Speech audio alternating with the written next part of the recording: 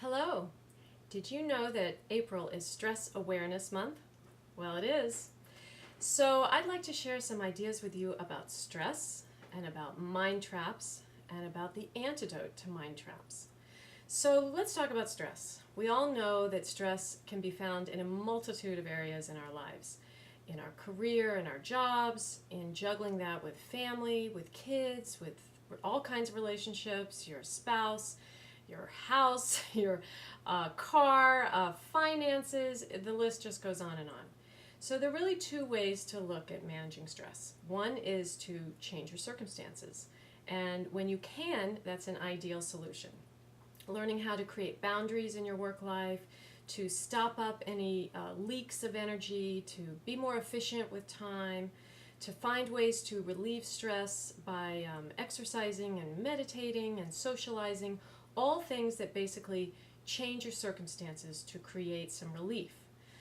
However, often we cannot change our circumstances. We basically may have the loss of a loved one. We may have a sick child. We may have no other job opportunities, at least at this moment. We may not be able to end a toxic relationship because we simply can't, at least not at this moment. So again, you can't really change the circumstances, so the best strategy is to change how you respond to the circumstances. Now, what's interesting is that most of us fall into certain mind traps, mind patterns, and we all have tendencies towards one of three particular categories. One is to have anxiety or worry. The second is to have anger. The third is to have depression.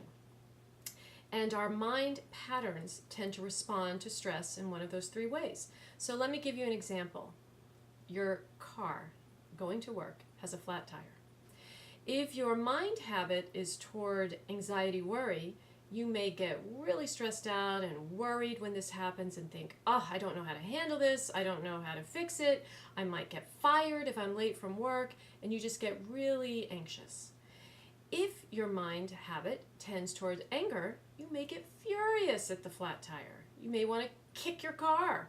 You may want to chew someone out. You may want to blame someone. You get really worked up and agitated. You're angry.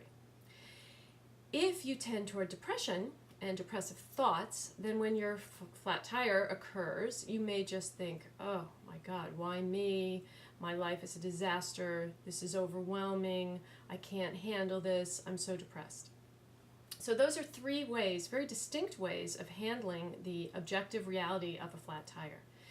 Now, what can really trump all those mind patterns is gratitude. Gratitude plus awareness. Because once you start to notice how your mind tends to work, then you can start to just observe it, be curious, and ultimately not take your mind so seriously. You can say, yep, that's me, I get worried. Or, yeah, my mind's pretty angry right now, that's my tendency.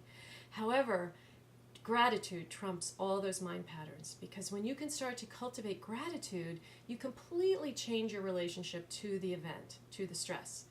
Gratitude in a flat tire, you say, how could that happen? Well, you might think, I'm very grateful that I have AAA. Or I'm very grateful I have someone to call to come help me. Or I'm really grateful I know how to do this myself.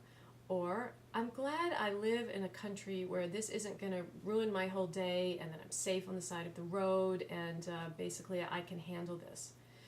So look for ways to find gratitude in the stress. And quite frankly, if a flat tire is the worst thing that can happen to you in a day, you can start to be grateful for that.